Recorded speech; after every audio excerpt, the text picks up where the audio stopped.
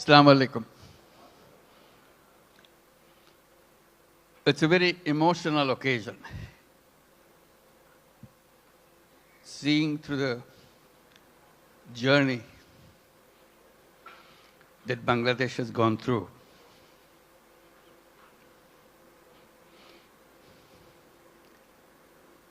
The people who are just presented, they are the heroes of Bangladesh. Let's give another big applause for them.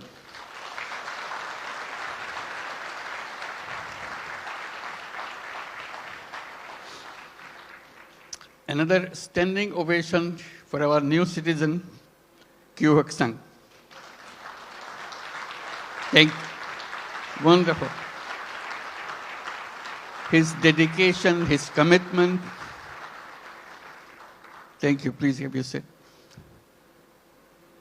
Just doesn't have any boundary. He loves Bangladesh.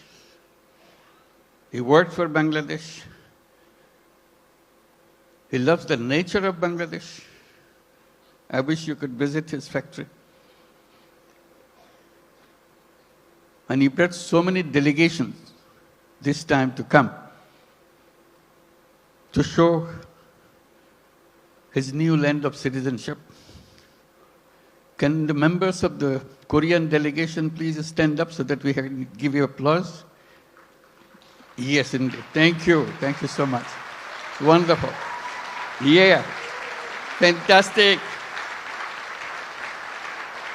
This is your home too. We'll make this home beautiful home. For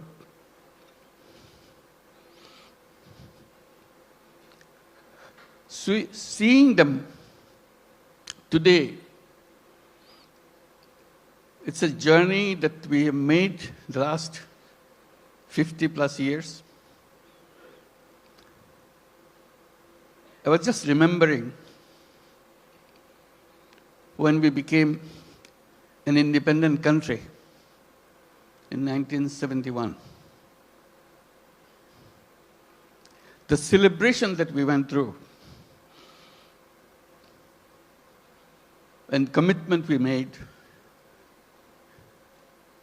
for building a new nation. Despite sacrifices of lives for achieving that independence, we rejoiced. We are free. That was 1971. Then came 1974.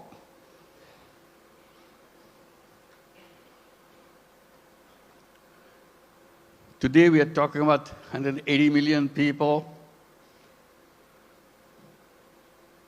In 1971, we were just about 1/3 of that size in population.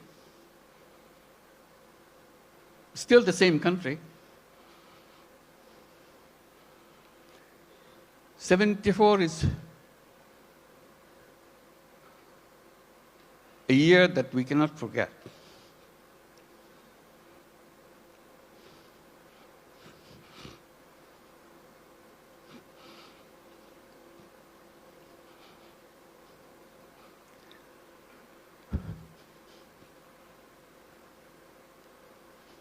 Sorry.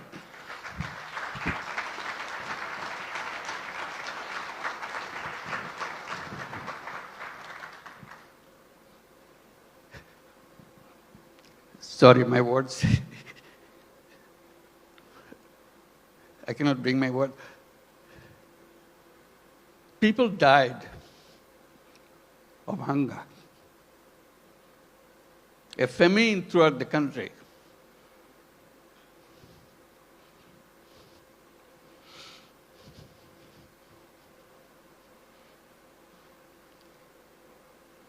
One and a half million people died.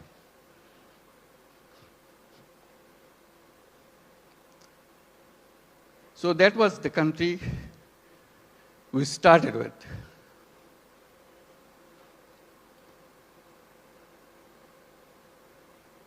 We used to grow one crop.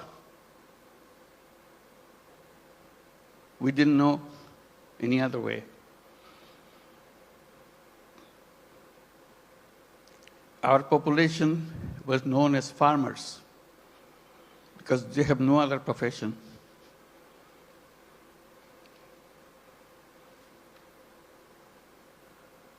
And of them,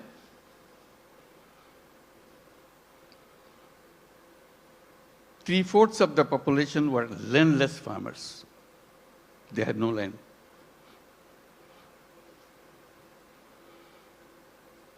They used to lease in a tiny bit of land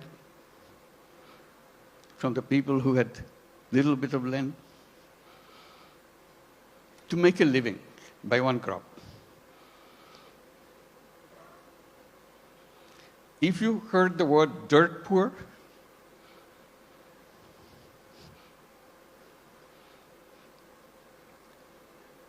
that was Bangladesh. Very difficult life. So if you take that journey from 1974 to 2025, it's an amazing journey. Here we're talking about all these big industries and so on, and inviting you for so many countries to set up more industries. We're talking about the big market, talking about the big, intelligent young population.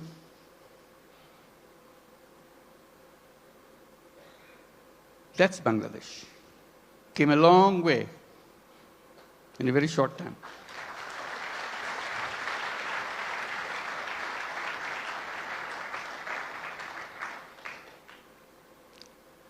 In that famine-ridden country, one little initiative came just to relieve the burden of watching what's going on. To help people to lend money, tiny little money, $2, $3, so that they can start a business, focusing particularly, specifically on women. They are the most destitute of all. That became known as microcredit. We created a bank called Grameen Bank. Had no idea what this finally will turn out to be. But it turned out to be a global name.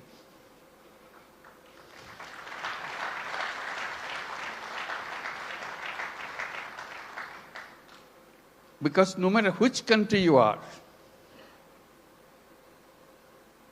you have little Bangladesh of 1974 inside of you. You don't recognize it. You hide it by giving public money to them. So I always raise the voice. Giving public money to poor people is no solution at all. Solution is creating the structure, framework, will unleash the energy of the people. And microcredit was just a small effort of that.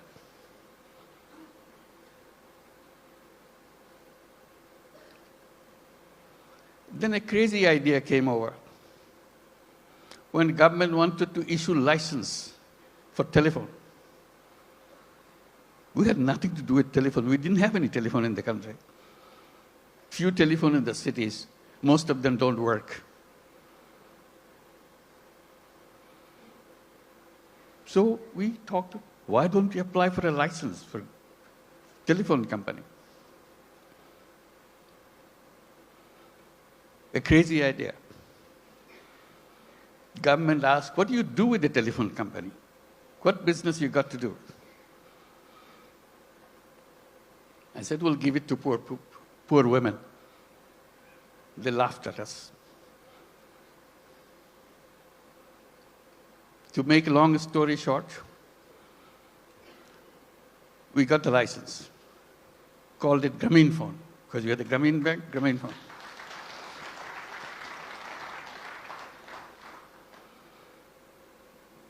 Nobody wants to partner with us because we have no knowledge, nothing. Because Bangladesh is no place for mobile phone. There's no market for mobile phone. Who wants to be partner? So we knock at every door, international doors. Nobody wants to partner. Finally, someone I personally knew in Norway, who happens to be chairman of Telenor. I explained to him, can you help me? I explained why we want to do this and why we want to bring the phone to the women. He took it seriously. But the company board doesn't agree with him. They said, what, Bangladesh? We never heard a name called Bangladesh. So it's a big effort for him. The more board rejects, he comes back again, explain again. Finally, he got it through. The company assessment was, at the peak of this company, you will have 200,000 users of the mobile phone in the whole country. 200,000. And you cannot make a living on this with this kind of clientele. He told me, I said, are you crazy? It will be at least 10 times more than that. That's the way I could figure. It became the largest telephone company in the country.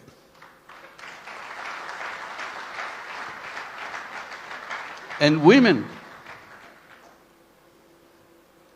were the recipient of those telephone handsets. To turn them into what we call telephone ladies, sell the telephone service of the company. Men cannot apply, men cannot get the phone. Only poor women of Grameen Bank, not all women, only poor women of Grameen Bank can get a phone. Totally illiterate, has nothing to do, doesn't even know what a phone is. We train them. They started selling the service, saying, if you want to make a phone call to your son in the Middle East, in the meantime, Middle East saga began. So people wanted to talk. It became a roaring business. Soon, 100,000 women selling telephone service all over Bangladesh. It became so popular, everybody wanted to have a phone. Changed the whole company. At that time, there are other companies coming up around the world. They were focusing on their cities. The newspapers were covering us, not them. It became well known. So they started copying. For the first time, the idea came, phone have some use in the villages. They had no idea at all. The telephone has any meaning in the villages. They're always concentrated on the cities. Telephone industry globally changed.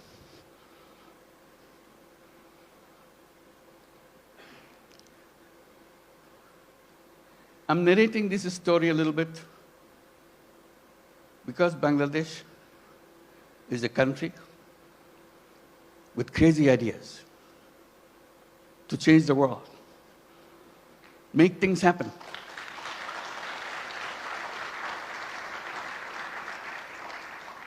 Everyone you saw on the stage receiving the award has very powerful, crazy ideas and made them happen. So we invite you to join that crowd. Not only change Bangladesh by your business, change the world.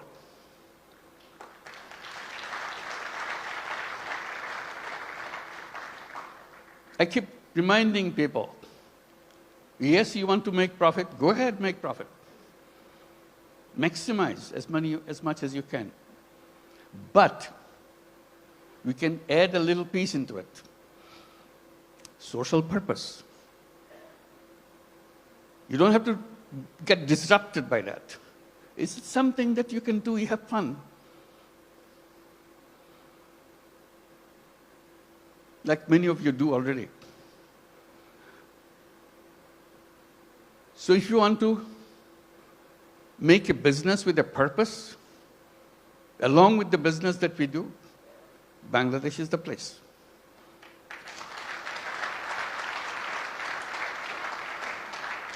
You will not know what your business will be like. Why the whole world is following you. Why suddenly you look back, how did it happen? Bangladesh makes it happen.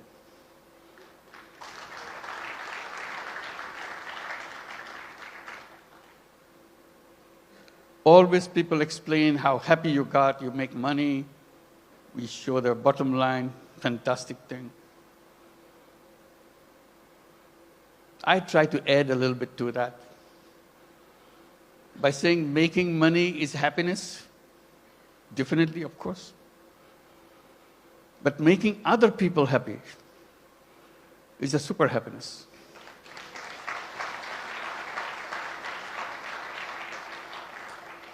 If you have business in Bangladesh, you'll have both happiness and super happiness. That you get extra with no cost. You'll be proud of what you have done. Like the people who stood here felt that. Super happy. Did something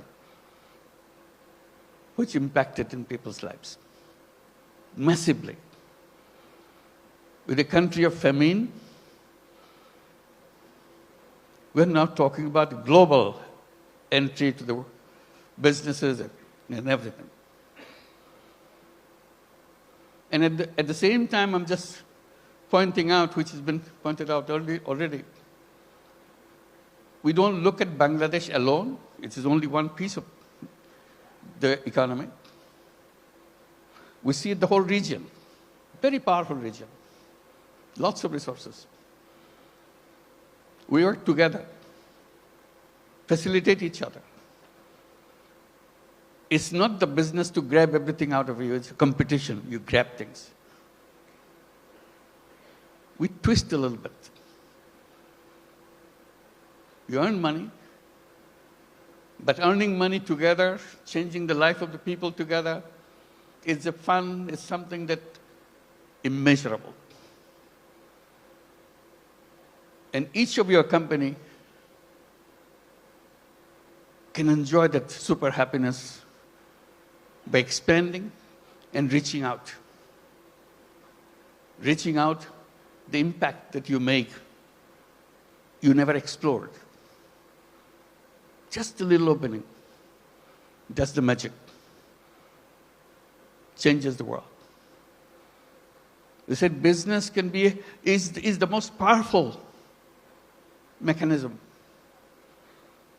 by which you can change the world.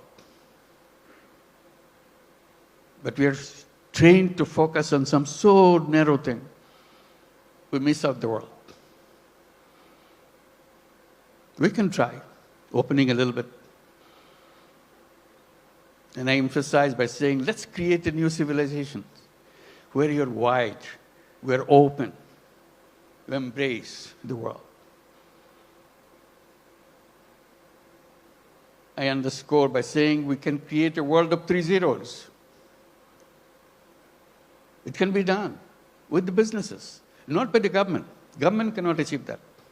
That's not the function of the government. It's the function of individuals, human beings. We are human beings. We can change the world. And business gives us a big, powerful tool in our hand. And the new civilization, I say, should be a civilization where there will be no carbon emission. We can do that. That's where the business innovation comes. All we have to do is just pay attention to that side. No carbon emission. It's a self-destructive system if you allow carbon emission to continue. No wealth concentration. It's fun to make money, but wealth concentration is the most dangerous thing to a human being. It will destroy the whole world. And zero unemployment. The young people get excited about it. Because all of you are entrepreneurs, not job seekers. Think like an entrepreneur. Make things happen. And Bangladesh is a place to see that. How suddenly people, we are known as farmers. We're a country of farmers, landless farmers. We didn't have any land, much land, little. Only in the 70s, early 60s maybe, 60s, some crazy young guys from the universities dared to enter into something which is happening in the country because of business interest of other countries, garment industry. They said, why not us? That was the beginning of the garment industry in Bangladesh, those crazy young guys. All the first generation, some of them are here, came out of that generation. And now moving into the second generation, you heard Naseem, the second generation entrepreneur. That's our history. In 2 generations, second generation is just the beginning. It's still the first generation going on. Topon is here too, I saw him. Where are you? Second generation, I'm sure. So that's the journey of generations. Now, what is the third generation coming up? Are we prepared for that? That's a challenge to all of us. And we talk about second generation, we have to talk third generation a little bigger. Boys and girls. Somehow, in entrepreneurship in the past, women left out. We have some, but very few. But women are as creative, as entrepreneur as anybody else.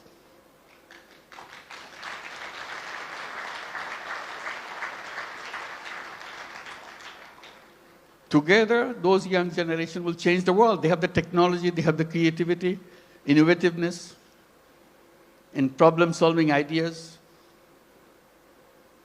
We don't have to look at the problem the same old way that we did 50 years back, waiting for the government to do something. We people can do that. That's a chance.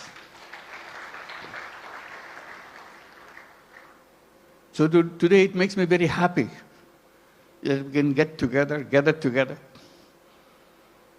and talk about creating that world. It's not just business in a limited idea, which is good, but you can have another space remains unutilized. Let's use this too. And Bangladesh, the business in Bangladesh is not only for Bangladesh, that's the point. It could be for the whole world. Who ever thought that microcredit, which started in a tiny little village, now would be a prime business in the United States, Grameen America?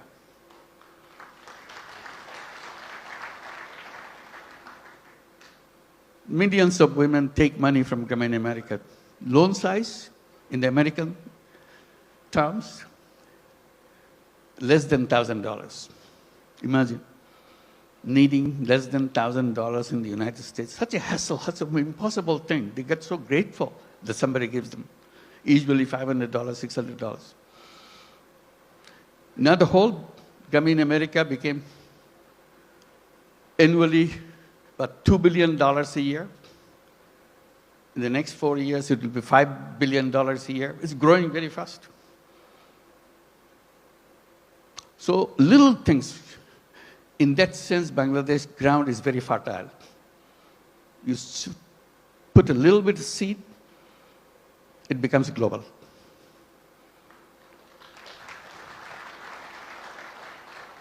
I wish I could tell all the stories that happen in Bangladesh, but I get very tempted, but they're all here. Talk to them, find out. And we welcome you to join us with that mission, creating a new world for the whole world. Thank you very much.